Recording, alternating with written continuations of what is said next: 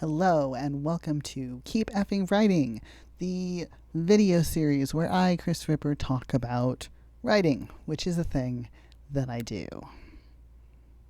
Do I have an intro written down? Yes. Did I look it up before pressing play? Did I look it up before pressing record? No. No, I did not. So we're gonna wing it.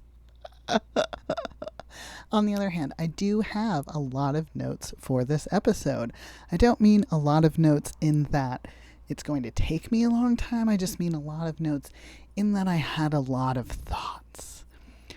This is an episode in my ongoing series, Ripper Goes Nano, where I, with the help of some readers and folks on Facebook and Patreon, get together and plot out a book, and then I'll write it in November, hopefully with a lot of NaNoWriMo related content, because I don't know, I've never done it before really, and I think that sounds fun. So yeah, I have some thoughts. Now, I'm not a huge person who follows rules necessarily unless I think that they have value.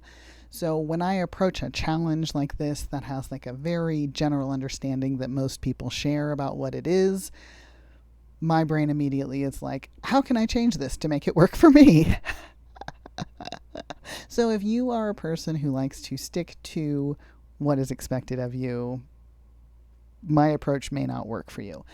But if, on the other hand, you are someone who has done nano before and hasn't really found it worked particularly well for you, or who has always wanted to, but the central challenge of nano, which is writing 50,000 words in 1 month, doesn't resonate for you, then this may be a video that validates that position if you're interested in that validation. When I was thinking about doing this as a challenge, largely because I have just finished 2 big novel projects and wanted to do something to fill that space that usually I spend kind of feeling empty and hollow because big books take up big parts of my brain and huge parts of my time, and then all of a sudden I'm like, okay, so I've done the dishes I didn't do for the last 2 weeks. Now what?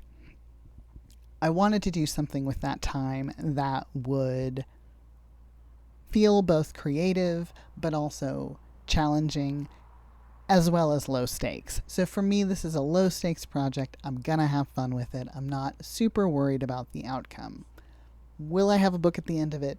Probably, because this is like my job, so I'm relatively comfortable with this process.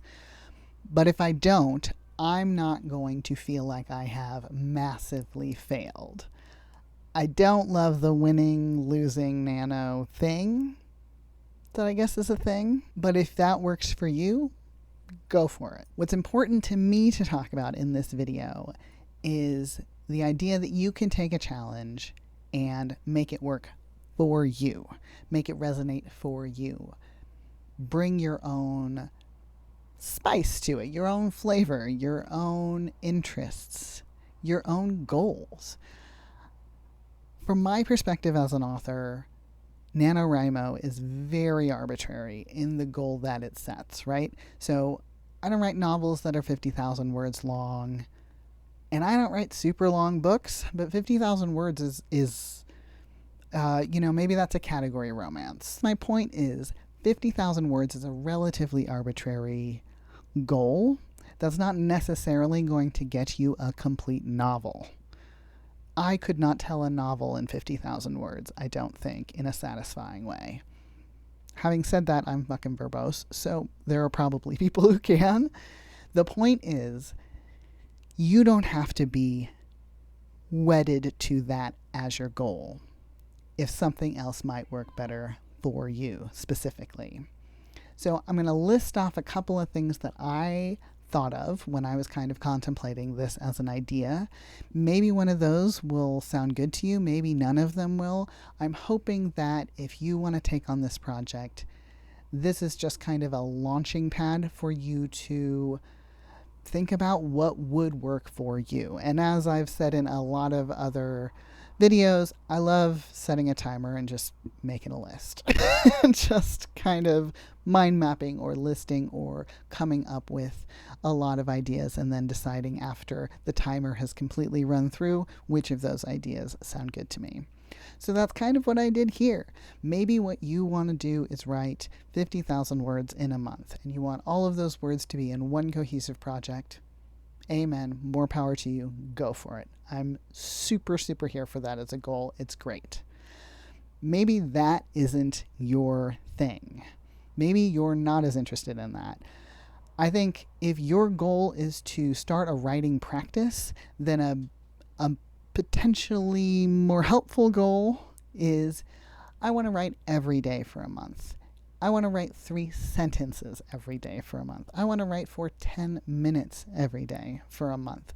These are all like bite-sized things that I would argue are more helpful if you want to write books than trying to meet a word count deadline in 30 days. Maybe what you want to work on is outlining books, and it may sound a little bit nuts to say that you could easily spend 1 month outlining a novel without even starting to write it, but you definitely can. I definitely have, and the books that I have outlined in a way that is largely about nailing down sort of plot tension and arcs, if not plot points, and then let my brain think about for 2 or 3 months before I start writing, are the books that are the most satisfying to write. I love that feeling. When I am holding a whole book in my head and all I have to do is write it, that is A+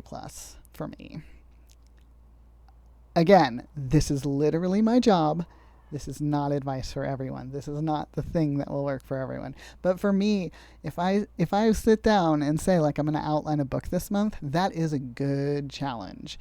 Ditto if you want to pitch to agents or publishers, and what you want to do with this month is write the pitch materials that you will use for that. So that's usually like a query letter, a synopsis, and some sample pages. That is a really good challenge for this month. I encourage you not to just kind of like go, I'm going to do these things, but to like actually go like, this week I'm going to do this week I'm going to do this, and this week I'm going to do this. Because I have also played that game and not necessarily succeeded because I did not structure my time very well. The last thought I had, and this is a thought that I had because this is literally a situation that I am frequently in, is maybe you spend this month revising something you have already written. A book, a play, a screenplay, anything at all. But like maybe you have a project that you've always wanted to return to, and maybe this month is the month that you come up with a more finished version of that project. Full disclosure, that's what I was going to do, but that to me seemed way too hard. So I came up with the idea that I would just write a whole new book. Because writing a whole new book felt easier to me than returning to something that I think has potential and technically exists, but needs some work before I can publish it. We're rounding up to the end of the video, and this section of my notes is called The Point Ripper. So let me get to the point. The point is, writing the first draft of a novel is rarely the hardest technical part of writing a novel. Just like running is rarely the hardest part of running a marathon. So much of these big goals comes down to the mental game that you have going into them and that you can maintain throughout them, right? So if you're going to be running a marathon for 4 hours, you need to be able to maintain a mindset of I can run this marathon for 4 hours. Likewise, if you're going to spend an entire month on a writing project or a creative project of any kind, you need to come up with a mental framework that you can maintain for that month, right? So for me, that is the biggest learning opportunity here. How can I maintain the idea that I can complete this project or this goal that I have for the next 30 days? And that's the hardest part, honestly. Once you once you recognize that you can write a book, the hardest part is still the continuing mental game there of, I can do this. Jay Smooth calls it the little hater. The little hater is always going to hate. The little hater is always going to be in the back of your mind going, who the hell do you think you are? You cannot do this. You are not worthy of this. You will never finish this. I have written many, many books. I've been writing for a very long time. That voice is still in the back of my head. So what are your tactics to overcome the hate that your own brain is throwing at you? That's the work to be done for NaNoWriMo. And my last tip for any creative project is make it fun. The way that I made this fun was by not taking an idea that I've done a lot of work on and put a lot of time into and really feel like there are stakes to, but to just play. I'm going to write a fucking paranormal investigator in the 1920s who's investigating a haunting, apparently. Do I know how to do that? Hell no. Have I ever written anything like that? Absolutely not. Am I going to have fucking fun doing it? Well, I'm sure as hell going to try. Will there be bad days? Oh, yeah. Will I completely feel like an imposter? I already feel like I don't have the right to write this story. So that's the challenge, and that is work that I think is really important. So that's what I'm going to be doing for Nano this year, and I hope that if you plan to do a creative project for Nano, you will be approaching it with the same level of fun. This is not high stakes. It cannot be high stakes. If it is high stakes, it's not going to be that fun.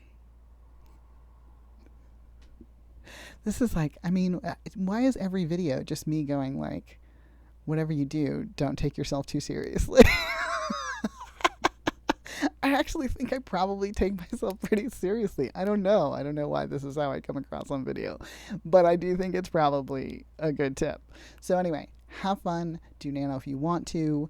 Don't think of it as pass-fail unless that actually is helpful to you, because whatever you do, that's probably arguably better than having done nothing at all, right?